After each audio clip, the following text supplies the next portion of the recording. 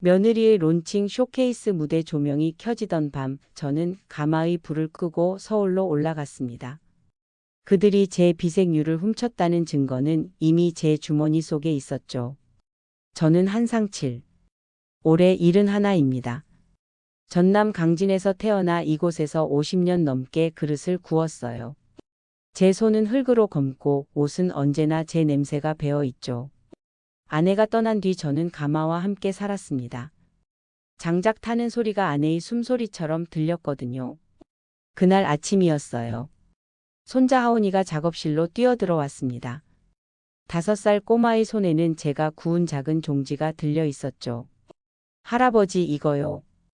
두드리면 소리 나요. 하온이가 종지를 손톱으로 통통 두드렸습니다. 맑은 소리가 울렸어요. 저는 무릎을 굽혀 하온이 눈높이에 맞췄습니다. 그래, 잘 들었구나. 이 그릇은 불을 먹고 사람을 품는 그릇이란다. 사람을 어떻게 담아요? 밥을 담기 전에 먼저 만든 사람의 마음을 담지. 그 마음이 바르면 소리도 바르단다. 하온이는 고개를 갸웃하며 웃었습니다. 저는 그 웃음이 좋았어요. 순수했으니까요. 제가 지켜야 할 것은 이 아이의 웃음이었습니다. 오후에 저는 서울행 짐을 꾸렸어요. 반상 형태의 바로 6개, 다완 4개, 소접시 12개. 모두 제가 직접 물레질하고 비색유를 입혀 구운 것들이었죠. 상견례용 선물이었습니다. 며느리 나예린이 처음 우리 집에 온 지 벌써 8년. 하지만 제대로 된 인사는 한 번도 받지 못했어요.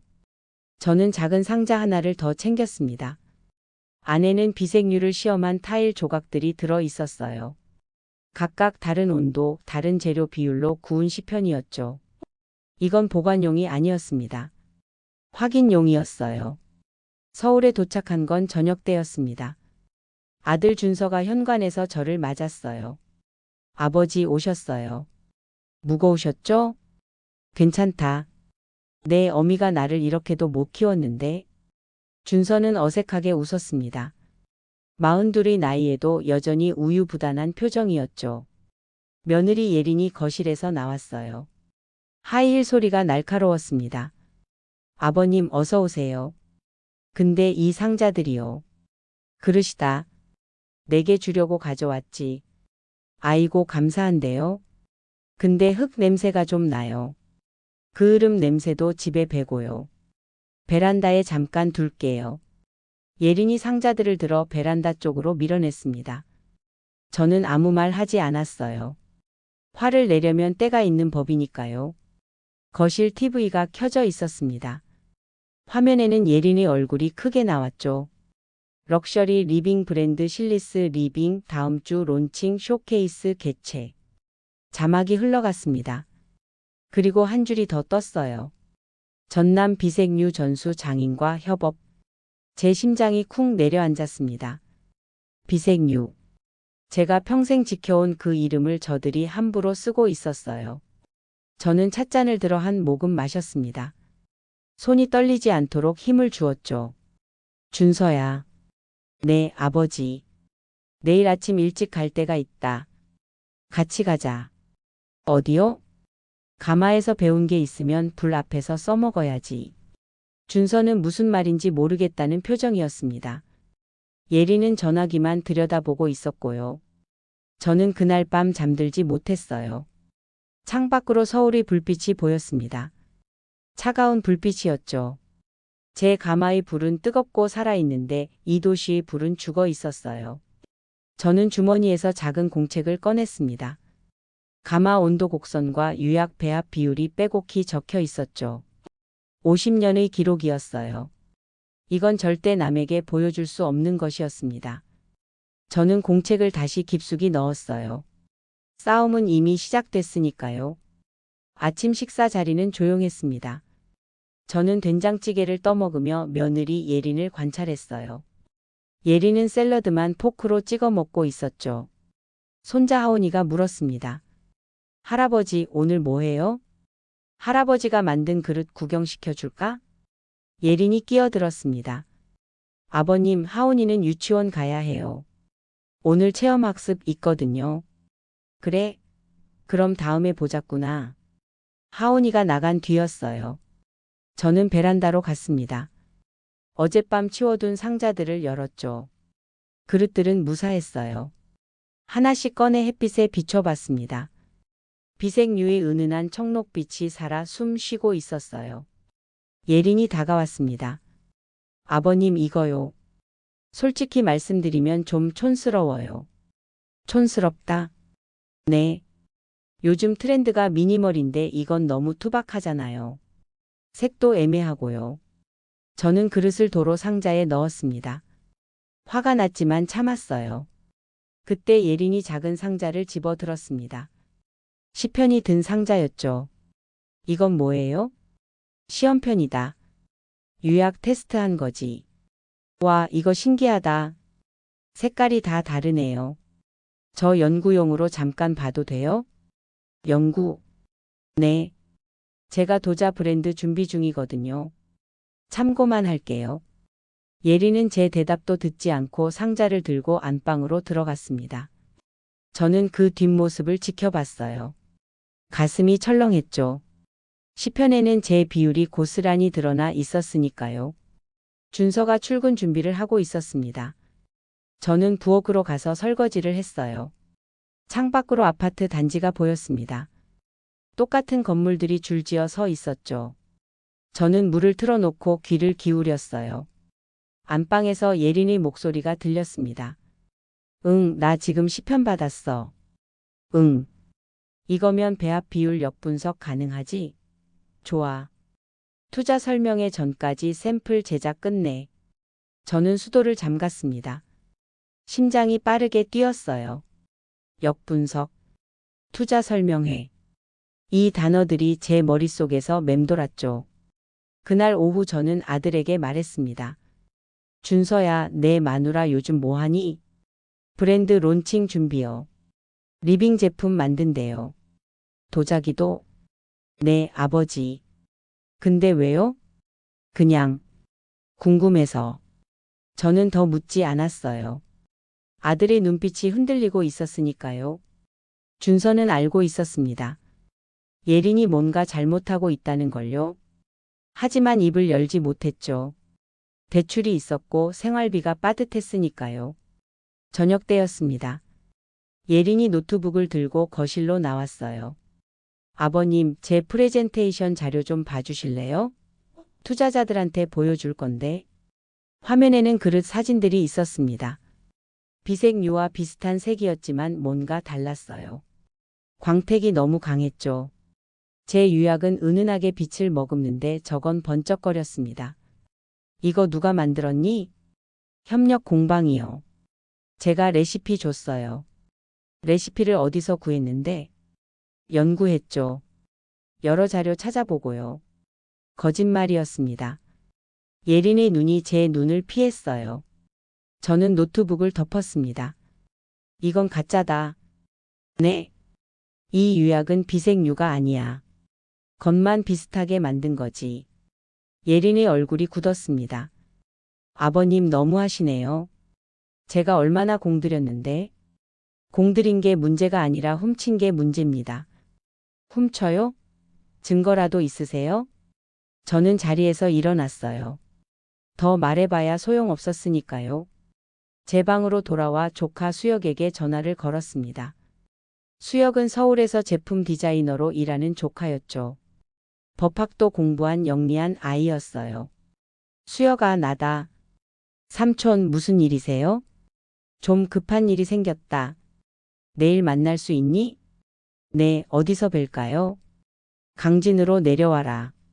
할 이야기가 많다. 저는 전화를 끊고 창밖을 봤습니다. 밤하늘에 별이 하나 없었어요. 서울은 불빛이 너무 많아서 별을 잃어버린 도시였죠. 저는 가마의 불이 그리웠습니다. 정직한 불이요. 거짓말하지 않는 불 말입니다. 강진으로 돌아온 다음 날 오전이었습니다.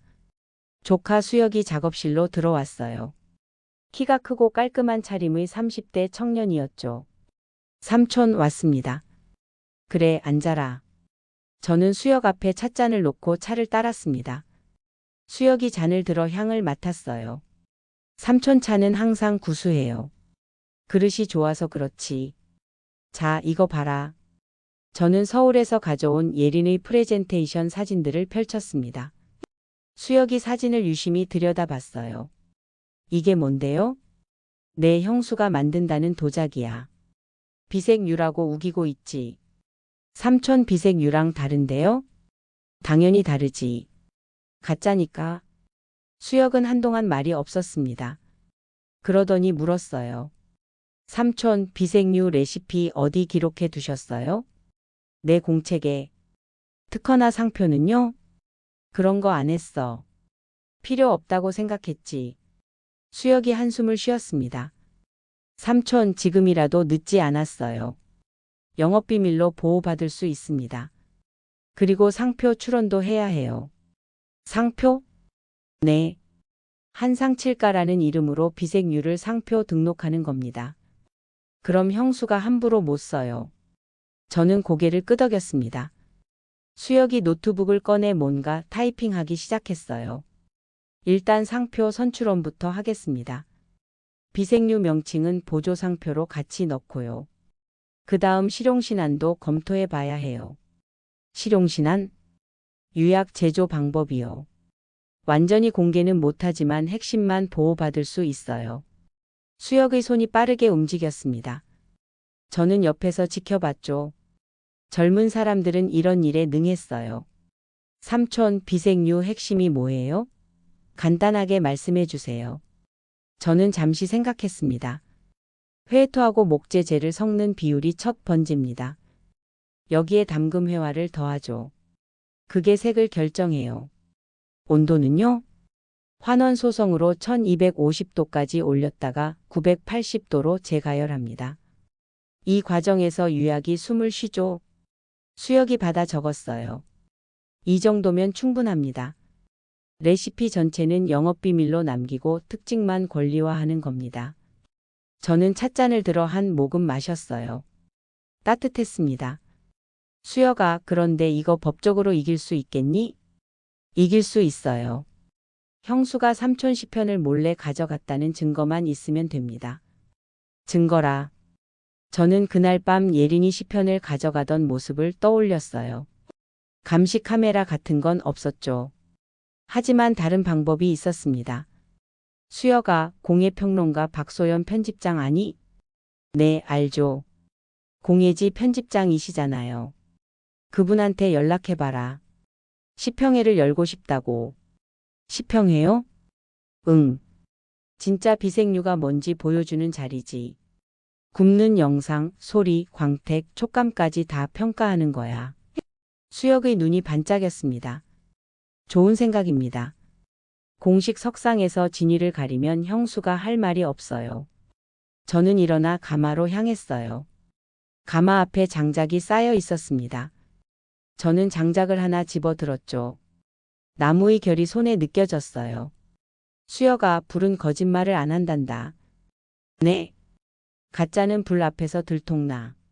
아무리 비슷하게 만들어도 불이 알아내지. 수혁이 가마 앞으로 다가왔습니다. 저는 가마 문을 열었어요. 안에서 아직 열기가 남아 있었죠. 삼촌, 이번 싸움 꼭 이겨야 해요. 형수가 삼촌 평생 공들인 걸 훔쳐가는 겁니다. 알아. 그래서 준비하는 거 아니겠니? 저는 가마 문을 닫았습니다. 며칠 뒤면 다시 불을 지펴야 했어요. 시평회에 쓸 그릇들을 구워야 했으니까요. 진짜가 무엇인지 보여줄 시간이었습니다. 서울 강남의 한 호텔 대연회장이었습니다. 저는 입구에서 초대장을 받았어요. 실리스 리빙 론칭 쇼케이스. 며느리 예린의 행사였죠. 홀 안은 화려했습니다. 천장에서 샹들리에가 반짝였고 하얀 천으로 덮인 테이블들이 줄지어 있었어요. 사람들이 삼삼오오 모여 대화를 나누고 있었죠. 투자자들과 기자들이었습니다. 저는 구석 자리에 앉았어요. 아들 준서가 제 옆에 섰습니다. 아버지, 왜 오셨어요? 구경하러 왔지. 내 마누라가 뭘 하는지 봐야겠어서. 준서는 불안한 얼굴이었어요.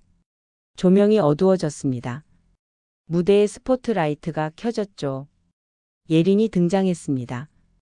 흰색 정장을 입고 환하게 웃고 있었어요. 안녕하세요. 실리스 리빙 대표 나예린입니다. 박수 소리가 터졌습니다. 예린이 리모컨을 들었어요. 스크린에 영상이 재생됐죠. 저희는 전통과 현대를 잇는 리빙 브랜드입니다. 특히 전남의 비색류 기법을 현대적으로 재해석했죠. 화면에 그릇들이 나왔습니다. 청록빛이 도는 접시와 컵들이었어요. 멀리서 보면 그럴듯했습니다. 하지만 저는 알 수 있었죠.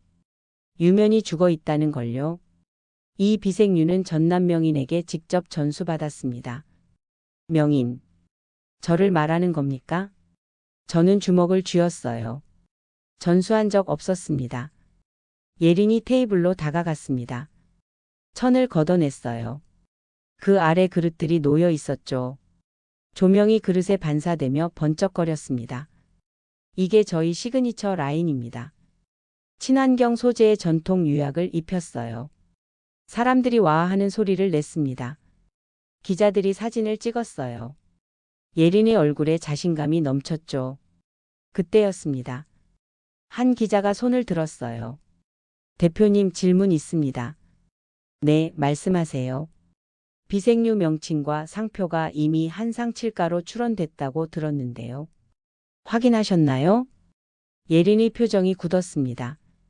주변이 술렁거렸죠. 그게 확인 중입니다. 하지만 저희도 독자적으로 연구한 거라. 전수받았다고 하셨는데 독자 연구라는 게 모순 아닌가요?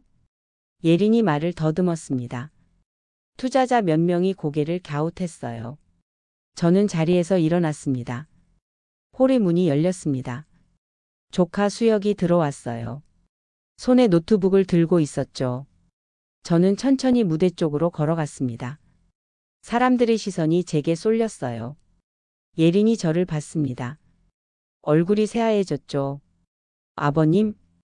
저는 마이크를 잡았습니다. 저는 한상칠입니다. 강진에서 50년 넘게 도자기를 구운 사람이죠. 홀이 조용해졌어요. 저는 테이블 위 그릇을 들어 올렸습니다. 이게 비색유라고요? 저는 제 불을 누구에게도 빌려준 적이 없습니다. 예린이 다가왔습니다. 아버님, 지금 뭐 하시는 거예요? 진실을 말하는 거지. 수혁이 노트북을 연결했어요. 스크린에 새 화면이 떴습니다. 열화상 카메라로 찍은 그릇 영상이었죠. 진짜 비색유는 열을 고르게 분산시켰지만 가짜는 들쭉날쭉했어요. 이건 현미경 사진입니다. 수혁이 다음 화면을 띄웠습니다. 유면의 기포와 피놀이 선명하게 보였어요. 진짜 비색유는 유면이 매끄럽습니다. 하지만 이건 기포가 가득하죠. 소성 온도와 시간이 잘못됐다는 증거입니다. 투자자들이 웅성거렸습니다. 예린이 소리쳤어요. 이건 음해예요. 저 사람은 제 시아버지고 질투하는 겁니다. 저는 그릇을 손가락으로 두드렸습니다. 둔탁한 소리가 났어요. 들어보십시오. 진짜는 맑은 소리가 납니다. 이건 죽은 소리예요. 기자들이 받아 적었습니다. 저는 마이크를 내려놓고 홀을 나왔어요. 뒤에서 예린의 목소리가 들렸죠. 잠깐만요. 설명할게요. 하지만 저는 돌아보지 않았습니다. 할 말은 다 했으니까요. 다음 날 아침이었습니다. 인사동 작은 갤러리 앞에 사람들이 모여 있었어요. 한상칠가 공식 10평에 현수막이 걸려 있었죠. 저는 일찍 도착해서 전시를 준비했습니다. 탁자 위에 제가 구운 그릇들을 하나씩 놓았어요. 바로 다완, 접시, 병. 모두 비색유를 입힌 작품들이었죠. 수혁이 영상 장비를 설치하고 있었습니다. 삼촌, 준비 다 됐어요? 그래. 사람들 들어오라고 해라. 문이 열렸습니다. 공예 평론가 박소연 편집장이 먼저 들어왔어요. 그 뒤로 도예가들과 기자들이 따라 들어왔죠. 마지막으로 대형 유통사의 리빙 본부장 최동민이 나타났습니다. 한 선생님, 오랜만입니다. 최동민이 악수를 청했어요. 저는 그의 손을 잡았습니다. 와주셔서 고맙습니다. 초대해 주셔서 감사하죠. 선생님 작품은 항상 관심 있게 봤습니다. 사람들이 자리에 앉았어요. 저는 앞으로 나섰습니다. 오늘 여러분을 모신 이유는 간단합니다. 진짜가 무엇인지 보여드리려고요. 스크린에 영상이 재생됐습니다. 장작 가마에 불을 지피는 장면이었어요. 장작이 타며 연기가 피어올랐죠. 가마 안 온도계가 1000도를 넘어갔습니다. 비생유는 환원소성으로만 나옵니다. 산소를 차단하고 일산화탄소 환경을 만드는 거죠. 이 과정에서 유약 속 금속 성분이 변화해요. 영상이 이어졌습니다. 가마 문을 여는 장면이었어요. 청록빛 그릇들이 모습을 드러냈죠. 박소연 편집장이 손을 들었습니다. 선생님, 유약의 흐름선이 독특하네요. 그렇습니다. 유유라고 하죠. 유약이 흘러내리며 만드는 무늬인데 온도와 점도로 조절합니다. 저는 다완 하나를 들어 편집장에게 건넸어요. 박소연이 손으로 만지며 감탄했습니다. 촉감이 부드럽네요. 유면이 살아있어요. 불이 제대로 익혔으니까요. 저는 다완을 손가락으로 두드렸습니다. 맑은 소리가 울렸어요. 갤러리 안을 메웠죠. 이 소리를 기억하십시오. 진짜는 이렇게 울립니다. 한도예가가 물었습니다. 선생님, 어제 론칭 쇼케이스 소동 들었습니다. 며느님 작품이 가짜라고 하셨는데요. 가짜가 맞습니다. 소성 온도도 틀렸고 환원도 제대로 안 됐어요. 겉만 비슷하게 만든 거죠. 그럼 며느님이 선생님 레시피를 훔쳤다는 건가요? 제 시편을 몰래 가져갔습니다. 역분석했을 겁니다. 기자들이 받아 적었어요. 최동민이 일어났습니다. 선생님, 제안 하나 드려도 될까요? 말씀하세요. 저희 유통사와 전속 계약하시죠. 장작가마 보전 기금도 지원하겠습니다. 저는 잠시 생각했습니다. 조건이 있습니다. 말씀하세요. 가마 보전과 후학 양성이 우선입니다. 이익은 그 다음이에요. 최동민이 웃었습니다. 선생님다운 말씀입니다. 좋습니다. 그렇게 하죠. 악수가 오갔어요. 박소연이 다가왔습니다. 선생님, 이번 일 기사화해도 될까요? 그러십시오. 사람들이 진짜를 알아야 하니까요. 시평회가 끝난 뒤였습니다. 저는 혼자 남아 그릇들을 정리했어요. 수혁이 도왔죠. 삼촌, 대성공입니다. 이제 시작이야. 법정 싸움이 남았어. 걱정 마세요. 증거는 충분합니다. 저는 창밖을 봤습니다. 인사동 거리에 사람들이 오가고 있었어요. 저는 제 그릇 하나를 들어 햇빛에 비춰봤습니다. 비생유가 은은하게 빛났죠. 이 빛을 지키는 게 제 싸움이었습니다. 법적 공방이 시작됐습니다. 며느리 예린이 먼저 기자회견을 열었어요. 저는 집에서 뉴스로 그 장면을 봤죠. 저는 시어머니에게 비생유를 배웠습니다. 시아버지가 아니라 돌아가신 시어머니께요. 예린의 거짓말은 뻔뻔했습니다. 제 아내는 유약 배합을 몰랐어요.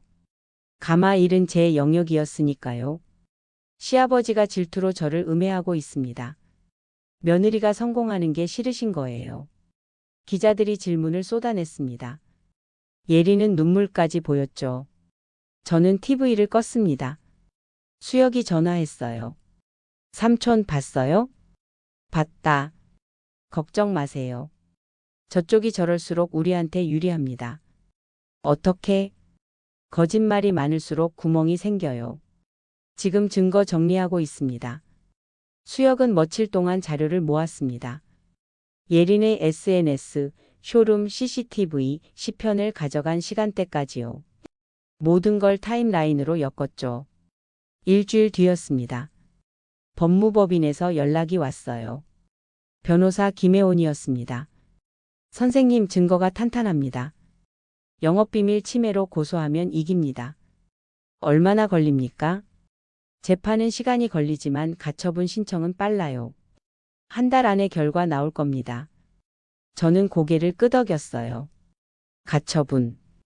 예린의 브랜드 사용을 막는 조치였죠. 법원에 서류가 접수됐습니다. 상표권 침해와 부정경쟁방지법 위반이었어요. 김혜원 변호사가 경고장을 예린 측에 보냈죠. 며칠 뒤 아들 준서가 강진으로 내려왔습니다. 얼굴이 말이 아니었어요. 아버지, 왜 왔니? 예린이 미쳐가요. 투자자들이 다 빠졌대요. 당연하지. 가짜를 팔려고 했으니까. 근데 아버지, 저도 책임이 있어요. 준서의 목소리가 떨렸습니다. 저도 알고 있었어요. 예린이 10편 가져간 거. 저는 아들을 봤습니다. 알고도 막지 않았구나. 죄송합니다. 저는 겁이 났어요. 대출 갚아야 하고 애 키워야 하고. 그래서 내 아비를 배신했어? 준서가 무릎을 꿇었습니다. 저는 자리에서 일어났어요. 더 볼 수가 없었죠. 결정적 증거는 뜻밖의 곳에서 나왔습니다.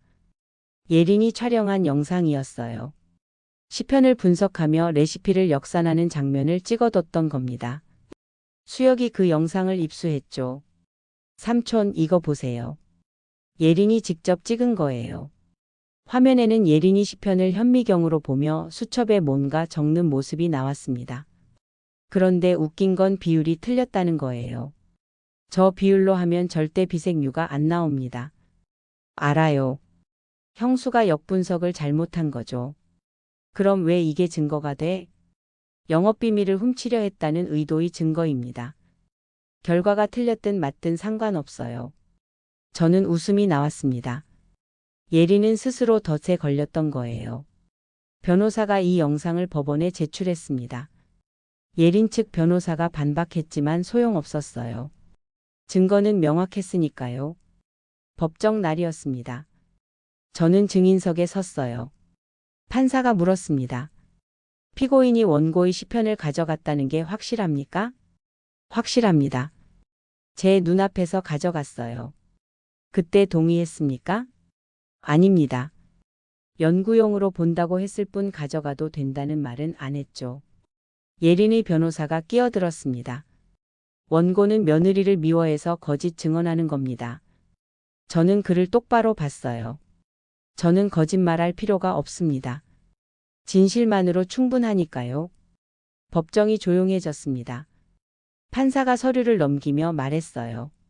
증거 검토 후 결정하겠습니다. 저는 법정을 나왔습니다. 복도에서 예린과 마주쳤어요. 예린이 도끼 어린 눈으로 저를 봤죠. 아버님, 후회하실 거예요. 후회는 내가 할 거다. 저는 그녀를 지나쳐 걸었습니다. 뒤돌아보지 않았어요. 법원의 결정이 나왔습니다. 가처분 인용이었어요. 며느리 예린의 실리스 리빙 브랜드는 전면 사용 중지 명령을 받았죠. 수혁이 전화로 소식을 전했습니다. 삼촌, 이겼어요. 그래. 이제 본안 소송만 남았습니다. 손해배상까지 받아낼 수 있어요. 저는 가만히 앉아 있었습니다. 이긴 것 같지 않았어요. 제 아들이 무너졌으니까요. 며칠 뒤였습니다. 인사동 갤러리에서 한상칠가 첫 컬렉션 전시가 열렸어요. 유통사와 계약한 뒤 처음 여는 공식 전시였죠. 사람들이 몰려왔습니다. 기자들도 공예가들도 그저 그릇을 좋아하는 사람들도 왔어요. 저는 오프닝 멘트를 준비했습니다. 그릇은 밥을 담기 전에 먼저 사람을 담습니다. 제 목소리가 갤러리에 울렸어요. 사람의 정성, 사람의 시간, 사람의 마음을 담죠. 그래야 그릇이 살아있는 겁니다. 박수가 터졌습니다. 저는 제 그릇들을 바라봤어요. 50년의 세월이 그 안에 있었습니다. 전시가 한창일 때였습니다. 문이 열리며 아들 준서가 들어왔어요. 준서는 사람들 사이를 비집고 제게 왔죠. 아버지, 왜 왔니? 준서가 무릎을 꿇었습니다. 사람들이 술렁거렸어요. 아버지, 용서해 주십시오. 일어나라. 아닙니다. 제가 잘못했어요. 제가 비겁했습니다. 준서의 목소리가 떨렸습니다. 눈물이 뚝뚝 떨어졌죠. 예린이랑 끝냈습니다. 이혼 서류 썼어요. 저는 아들의 어깨를 잡았습니다. 그것만으로는 부족하다. 네. 내가 손에 끼친 투자자들이 있어. 거래처들도 있고. 알고 있습니다. 내 힘으로 변상해라. 한 푼도 내가 도와주지 않을 거다. 준서가 고개를 끄덕였어요. 그렇게 하겠습니다. 그리고 하온이는 내가 키운다. 내가 바로 설 때까지. 아버지, 일어나라. 남들이 본다. 준서가 일어났습니다. 얼굴이 엉망이었지만 눈빛은 달라져 있었어요. 저는 그 눈빛을 봤습니다. 처음으로 제 아들이 어른처럼 보였죠. 전시는 대성공이었습니다. 그릇들이 다 팔렸어요. 유통계약도 확정됐죠. 하지만 저는 기쁘지 않았습니다. 밤에 숙소로 돌아왔어요.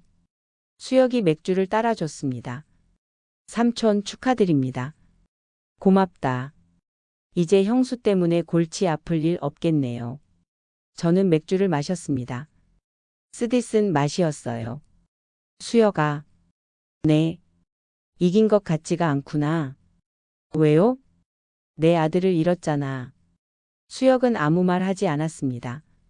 저는 창밖을 봤어요. 서울의 밤은 여전히 화려했습니다. 하지만 제 마음은 가마처럼 어두웠죠. 며칠 뒤 강진으로 내려갔습니다. 가마에 불을 지폈어요. 장작이 타며 연기가 피어올랐습니다.